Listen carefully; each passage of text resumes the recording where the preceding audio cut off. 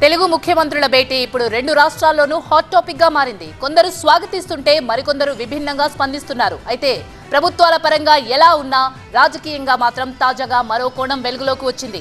అది అగ్గికి ఆర్జం పోసేలా కనిపిస్తుంది. ఇందుకీ విషయం ఏంటో? విభజన సమస్యలపై చర్చించేందుకు Telangana CM Revanth Reddy AP CM Chandrababu భేటీపై రాజకీయంగా ప్రకంపనలు మొదలైనట్టు కనిపిస్తోంది. సమస్యల పరిష్కారం కోసం ముఖ్యమంత్రులు చర్చలు జరపడం వరకు ఓకే. కానీ ఆ తర్వాత ఎన్టీఆర్ ట్రస్ట్ భవన్ వేదికగా చంద్రబాబు చేసిన కామెంట్స్ పొలిటికల్ గా కాక పుట్టిస్తున్నాయి. తెలంగాణ గడ్డ పైన పుట్టిన పార్టీ ఉండాలా లేదా అని అడుగుతున్నా. తప్పకుండా ఇక్కడ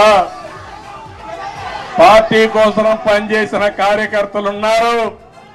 తొందరలోనే పార్టీని రీస్ట్రక్చరింగ్ చేస్తాం. మళ్ళా యువకుల్ని ప్రోత్సహిస్తాం. యువ రక్తాన్ని ఎక్కిస్తాం. చంద్రబాబు చేసిన ఈ వ్యాఖ్యలే ఇప్పుడు పొలిటికల్ గా కొత్త చర్చకు దారితీశాయి. చంద్రబాబు కామెంట్స్ పై కాంగ్రెస్ నేత జగ్గారెడ్డి కీలక వ్యాఖ్యలు చేశారు.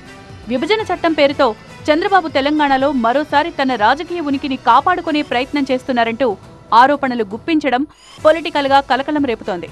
అయితే ఎవరి వ్యూహానికైనా తమ దగ్గర ప్రతి వ్యూహం సిద్ధంగా ఉంటుందన్నారు జగ్గారెడ్డి. ఏంటంటే చంద్రబాబు నాయుడు గారు తెలంగాణలో రాజకీయ ఉనికి మళ్ళీ కాపాడుకోవడానికి ఆంధ్రప్రదేశ్ విభజన చట్టంలోని